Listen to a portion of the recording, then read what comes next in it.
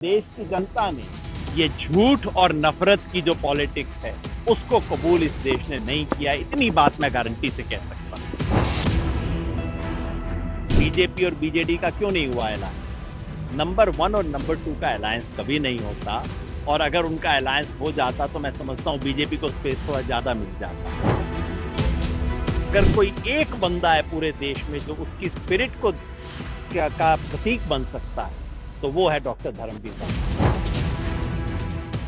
सबसे बड़ी बात ये है कि ये जो 400 पार के नारे से शुरू हुए थे वो आज मिल के 300 पे नहीं पहुंच रहे हैं। और कुछ भी हो, बाकी तो 4 तारीख को पता लगेगा। एक बात मैं पक्की कह सकता हूं, बीजेपी को 272 सीट नहीं मिल रही है, मेजॉरिटी नहीं आ रही है, और देश की जनता ने ये झूठ और नफरत की जो पॉलिटिक्स है उसको कबूल इस देश ने नहीं किया। इतनी बात मैं गारंटी से कह सकता हूं। जो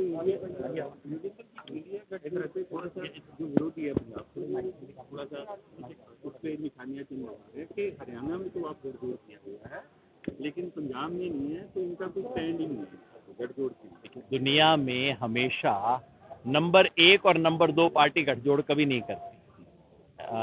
उड़ीसा में बीजेपी और बीजेडी का क्यों नहीं हुआ अलायंस?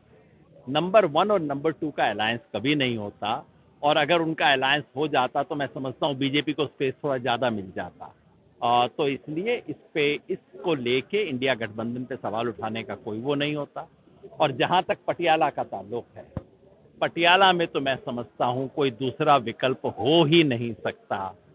डॉक्टर गांधी, जिनको मुझे भी पिछले 10-12 साल से जानने का सौभाग्य मिला है, ऐसा बंदे को मिलना हो तो जिंदगी का एक सौभाग्य ही माना जाता है, और जिसको पंजाब ने तो 3-4 दशक से देखा है, 30-40 साल से पंजाब ने देखा है। मैं समझता हूं ये तो बहुत खुशकिस्मती है कि पटियाला को एक ऐसा एमपी भेजने का मौका मिल रहा है। और इंडिया गठबंधन की जो स्पिरिट है उसका अगर कोई एक बंदा है पूरे देश में जो उसकी स्पिरिट को का प्रतीक बन सकता है तो वो है डॉक्टर धर्मवीर गांधी। युगेंद्र जी, जैसे आप केजरीवाल से 2 तारीख को जो है जाना पड़ेगा अंदर, तो क्या लग रहा है आपका जो था स्कैम था उसको लेकर कितनी श्योरिटी है?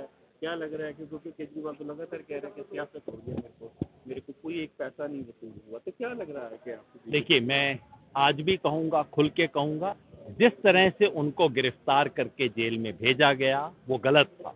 डॉक्टर गांधी ने भी कहा, इस देश का जो भी डेमोक्रेसी को पसंद करने वाला इंसान है वो कहेगा उनको जेल में जिस तरह से भेजा गया वो देश की डेमोक्रेसी को तोड़ने की एक कोशिश थी। हेमंत सोरेन को जिस तरह से भेजा गया वो गलत है।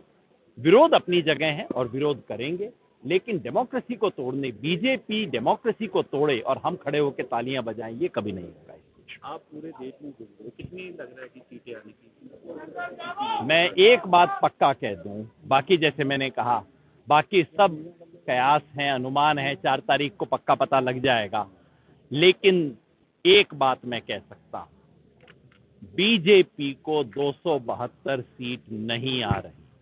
400 पार का गुब्बारा तो पंक्चर पहले ही हो गया था। अब पिछले 3 दिन से आपने देखा होगा बीजेपी वाले मेरा नाम इस्तेमाल करके अब कह रहे हैं कि नहीं, एनडीए को मेजॉरिटी आ जाएगी। मैंने कहा चलो, तुम सही सवाल पे तो आ गए, जवाब तो जनता दे देगी। लेकिन वो जो सारे पंक्चर हो गए ना कि पहले 400 पार, फिर 300 पार, फिर नहीं जी बीजेपी को 272 आ जाएंगी, अब कह रहे नहीं जी एनडीए को 272 आ जाएंगी। मैंने कहा सही सवाल पे आ गए हो, अब देखो जनता क्या जवाब देती है।